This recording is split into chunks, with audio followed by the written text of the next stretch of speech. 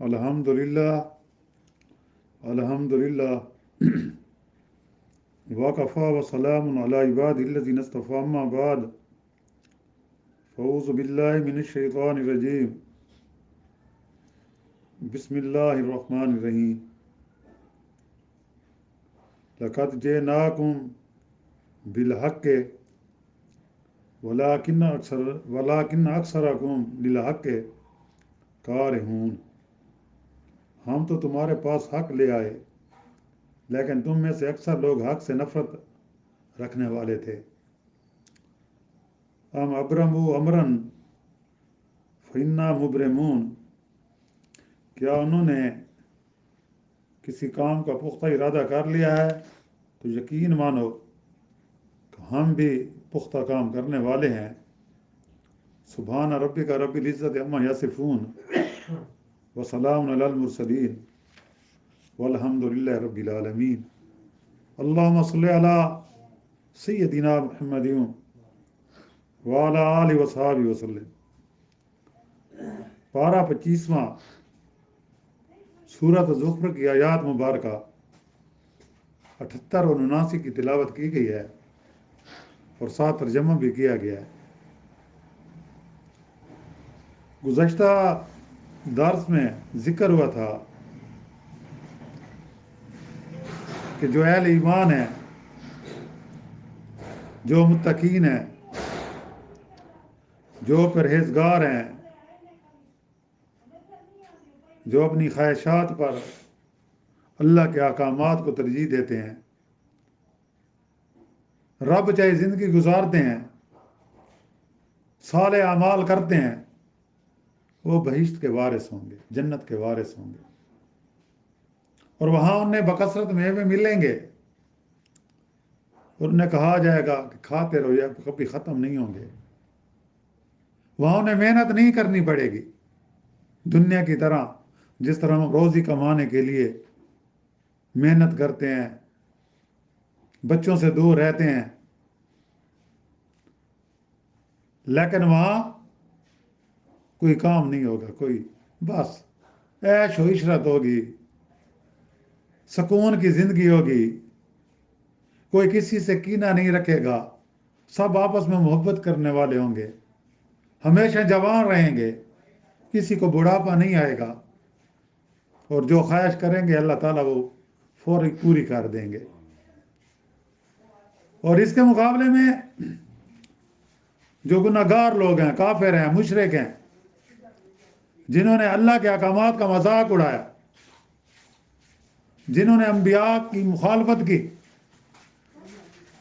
جنہوں نے دین حق پر چلنے والوں کو تکالیفیں دیں، ان کا ٹھکانہ ہمیشہ ہمیشہ کے لیے جہنم ہوگا، اور وہ جہنم کا عذاب ان سے ہلکا نہیں کیا جائے گا، وہ اس میں پھر مایوسی کی حالت میں، نومیدی کی حالت میں پڑے رہیں گے۔ اللہ تعالیٰ کسی پر ظلم نہیں کرتے، بلکہ یہ جو جہنمی لوگ ہیں انہوں نے خود یہ ظلم کا راستہ اختیار کیا۔ اگر یہ دنیا میں انبیاء کی بات مان لیتے، دین حق کو قبول کر لیتے، من چاہے زندگی کے مقابلے میں رب چاہے زندگی گزارتے، آج بھی یہ جنتیوں کے ساتھ ہوتے، آج بھی یہ جنت کے وارث ہوتے، لیکن انہوں نے وہ وقت کھو دیا، انہوں نے اس چانس کو ضائع کر دیا، جس کی وجہ سے اب ان کا ہمیشہ ٹھکانہ جو ہے یہ جہنم ہے۔ اب ان کی التجا نہیں سنے جائے گی، انہیں یہ کہا جائے گا کہ تم ہمیشہ یہیں رہو۔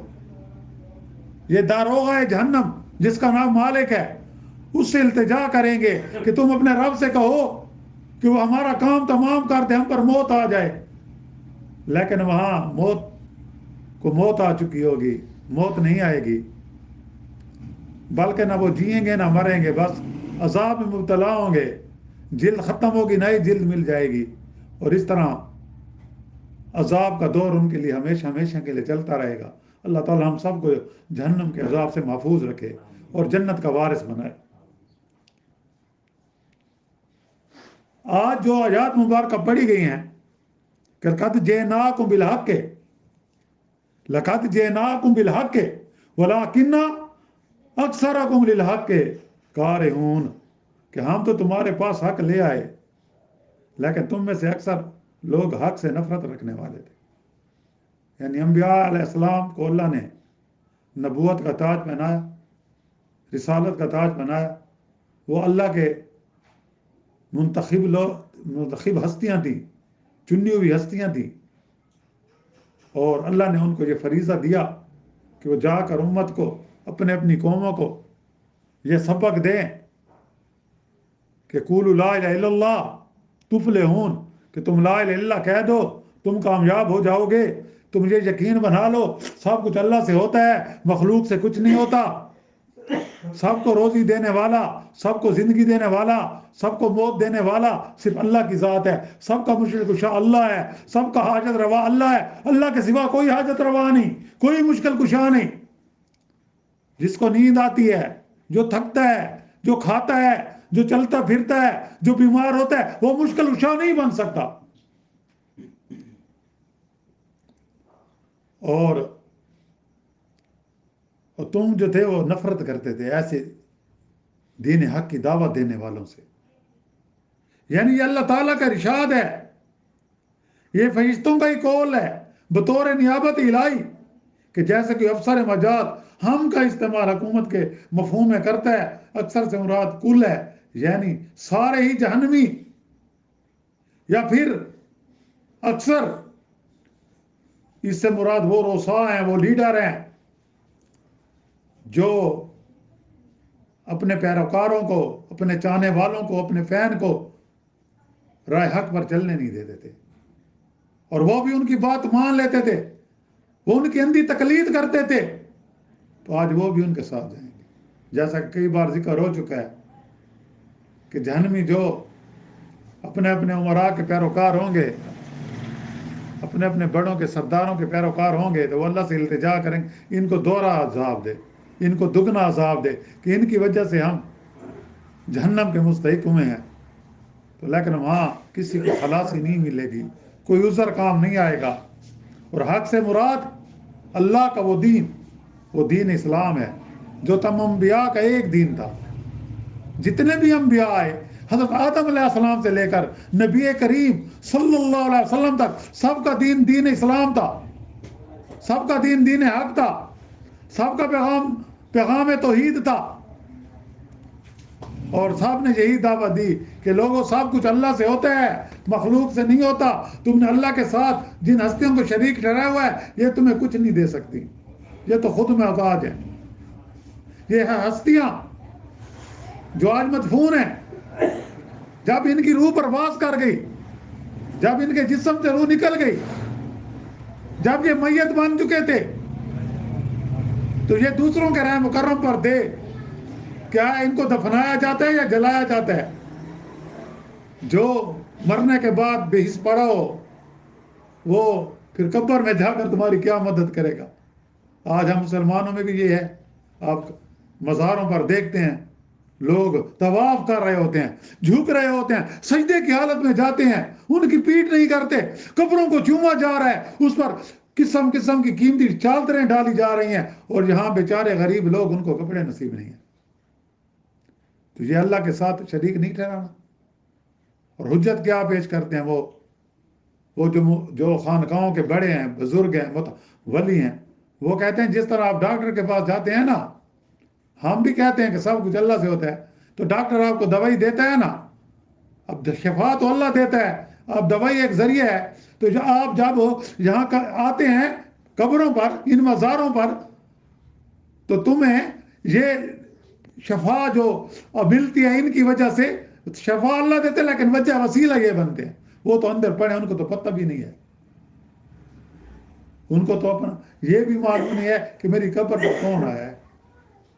وہ تو نیک روح ہیں، جیسا سورۃ ویل المطففین میں نیک روح ہے تو وہ علیین میں ہے، اور اگر بد روح ہے تو وہ سجین میں ہے، قرآن مجید میں۔ جب اللہ نے یہ کہہ دیا تو ہم پھر کیسے کہہ سکتے ہیں؟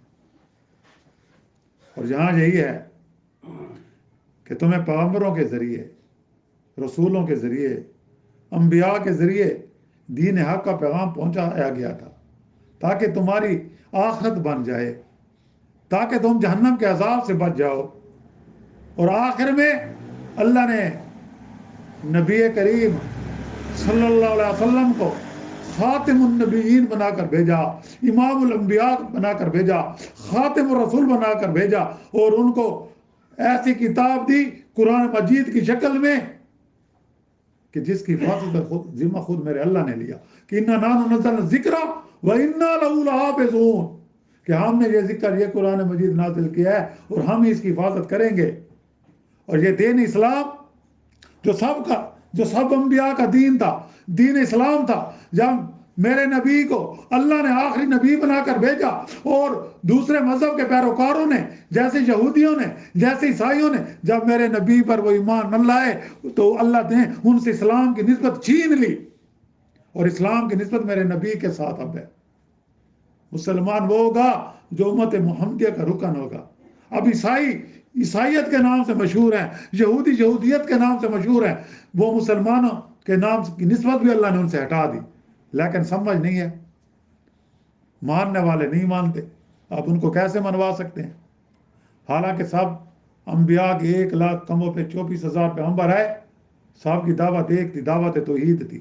آج ہم نے دعوت توحید کو بھلا دیا اور آپس میں لڑ رہے ہیں، فرقہ واریت میں پڑے ہوئے ہیں۔ اصل دین تو ہر نبی نے سب سے پہلی دعوت یہی دی تھی، لوگوں اللہ سے سب کچھ ہوتا ہے، اللہ کے سوا کوئی معبود نہیں، اور ہم نے یہاں ہزاروں معبود بنا لیے۔ اور پھر فرمایا ام ابرموا امرن فإنا مبرمون، کیا انہوں نے کسی کام کا پختہ ارادہ کر لیا ہے تو یقین مانو کہ ہم بھی پختہ کام کرنے والے ہیں۔ یعنی کہ کوئی کسی کو چیلنج نہیں دیتا، کسی کو چیلنج دیتا ہے تو اللہ تعالیٰ جواب میں کہہ رہے ہیں پھر اللہ کے ساتھ کون مقابلہ کر سکتا ہے بھائی؟ اللہ تو وہ ذات ہے، جب کچھ نہیں تھا اس کی ذات تھی، اور جب کچھ نہیں ہوگا اس کی ذات موجود رہے گی۔ جب ساری کلو من علیہا فان، یعنی کہ جب ہر چیز پر فنا آ جائے گی، انسانوں پر بھی، بے جان چیزوں پر بھی، اس وقت میرے اللہ کی ذات موجود ہوگی، میرا اللہ موجود ہوگا، کہ وہ ذات ایسی ہے۔ اور یہاں یہی ہے، ابرام کے معنی ہے اتقان اور احکام، پختہ اور مضبوط کرنا۔ اضراب کے لیے بال کے معنی ہے، یعنی ان جہنمیوں نے حق کو ناپسند ہی نہیں کیا بلکہ اس کے خلاف منظم تدبیریں کی، سازشیں کرتے رہے، اور آج بھی اسلام کے خلاف سازشیں ہو رہی ہیں، آج بھی کفر اکٹھا ہے۔ اللہ کو نہ ماننے والے، نبی کریم صلی اللہ علیہ وسلم کی ختم نبوت پر ایمان نہ رکھنے والے آج ایک ہیں، لیکن بدقسمتی سے، بد نصیبی سے اللہ کو ایک ماننے والے، قرآن کو اللہ کا فرمان ماننے والے، اللہ کا کلام ماننے والے، نبی کریم صلی اللہ علیہ وسلم کو خاتم النبیین بنانے والے آج ٹولیوں میں بکھرے ہوئے ہیں، فرقہ بندیوں میں بکھرے ہوئے ہیں، آپس میں ایک نہیں ہو رہے، جس کا فائدہ کفر کو ہو رہا ہے۔ اس لیے آج کفر ہم پر حاوی ہے۔ 57 اسلامی ممالک ہیں، ایٹمی طاقت بھی ہے، اللہ نے ہر قسم کے وسائل دیے ہیں، جو ترقی یافتہ غیر مسلم ممالک ہیں وہ ان مسلمانوں کے محتاج ہیں، پیٹرول ہے تو وہ مسلمانوں کے پاس ہے، گیس ہے تو وہ مسلمانوں کے پاس، کون سی چیز ہے جو اللہ نے ہمیں نہیں دی؟ لیکن ہم ایک پیج پر نہیں ہیں، ہم مختلف فرقوں میں، مختلف ٹولیوں میں بٹے ہوئے ہیں، اور ابھی تک ہم سبق نہیں سیکھ رہے، اکٹھے نہیں ہو رہے۔ یہ اللہ کی ہم پر کیا ہے؟ ناراضگی ہے، اور وقت ہے کہ ہم اللہ کو منا لیں، ایک ہو جائیں کفر کے خلاف، تاکہ اسلام کا بول بالا ہو۔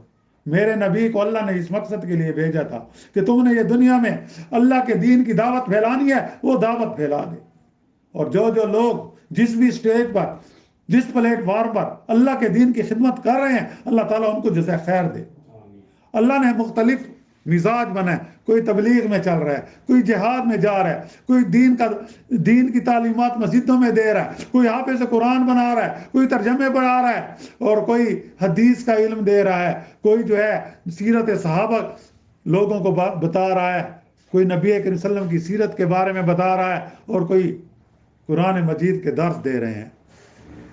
یہ اللہ نے جس سے جو کام لینا ہے اس کا ویسے مزاج بنا، اللہ سب کی حفاظت فرمائے، اللہ صاحب کی اس دین کی خدمت کو قبول فرمائے. اللہ تعالی ہمیں بھی ہدایت والا بنائے, ہمیں اللہ تعالی حق پہ راست پر چلائے, اور ہر وہ ایسی بات سے ہمیں اپنی پناہ میں رکھے جس سے اس کی ناراضگی ہوتی ہے. تو جہاں یہ ہے کہ تم جتنی بھی تدبیریں کرو, کفار کو یہ مخاطب کیا ہے, لیکن چلے گی میرے اللہ کی. ہاں وقتی طور پر تم کامیاب ہو جاؤ گے, لیکن آخر کار کامیابی حق کی ہوگی. لیکن اس پر ہمیں یقین پختہ کرنا ہوگا, ہمیں ایمان بنانا ہوگا, اس کے لیے محنت کرنی ہوگی, دین کو سیکھنا ہوگا. صرف قرآن کو پڑھنا نہیں ہوگا بلکہ سمجھنا بھی ہوگا, پھر سمجھ کر عمل کرنا بھی ہوگا. تو اللہ تعالی ہمیں قرآن مجید کے پڑھنے کی توفیق عطا فرمائے, اس کو سمجھنے کی توفیق عطا فرمائے, اور اس پر عمل کرنے کی توفیق عطا فرمائے, اور ہمارا بقیہ زندگی قرآن و سنت کے مطابق ہمیں گزارنے کی توفیق دے. جو مسلمان اس دنیا سے گزر گئے ہیں اللہ تعالیٰ سب کی مغفرت فرمائے, سب کو جنت میں اعلیٰ مقام عطا فرمائے. جتنے بیمار ہیں, گھروں میں ہیں, ہسپتالوں میں ہیں, جہاں کہیں بھی ہیں, اللہ تعالیٰ سب کو صحت کاملہ عطا فرمائے اور ایمان کے ساتھ زندہ رکھے. اللہ تعالیٰ مظلوم مسلمانوں کی غیبی مدد فرمائے, خصوصاً فلسطین کے مسلمانوں کی, کشمیر کے مسلمانوں کی, یا دنیا میں جہاں کہیں بھی مسلمان مظلوم ہیں, اللہ تعالیٰ سب کی غیبی مدد فرمائے, اور مسلمان حکمرانوں کو غیرت اور جرأت عطا فرمائے کہ وہ ان مظلوم مسلمانوں کی مالی اور جسمانی ان کی کیا کریں, مدد کریں, تاکہ کفر کو پتہ چلے کہ مسلمان ایک ہیں. وآخر دعوانا الحمد للہ رب العالمین. ربنا آتنا فی الدنیا حسنۃ وفی الآخرۃ حسنۃ وقنا عذاب النار. اللهم اغفر لي ولوالدي وللمؤمنين والمؤمنات والمسلمين والمسلمات الأحياء والأموات. ربنا تقبل منا إنك أنت السميع العليم وتب علينا إنك أنت التواب الرحيم. صلی اللہ تعالیٰ علی خیر خلق محمد وآلہ وصحبہ اجمعین برحمتک یا. السلام علیکم ورحمۃ اللہ وبرکاتہ. تعلیم دین کورس بعد از نبا مغرب ہر عمر کے افراد کے لیے اس موقع سے فائدہ اٹھائیں, خصوصاً طلباء کے لیے جو کالج کے طلباء ہیں یا میٹرک کے طلباء ہیں. اس میں آپ کا اپنا فائدہ ہے. ایڈریس دیا گیا ہے, اس کو پڑھ لیں اور جوائن کریں. 3 کتاب جو مفت دیے جائیں گے, بالکل مفت کورس اپنی آخرت بنانے کے لیے. السلام علیکم ورحمۃ اللہ وبرکاتہ. Please subscribe my channel and like for more videos. السلام علیکم.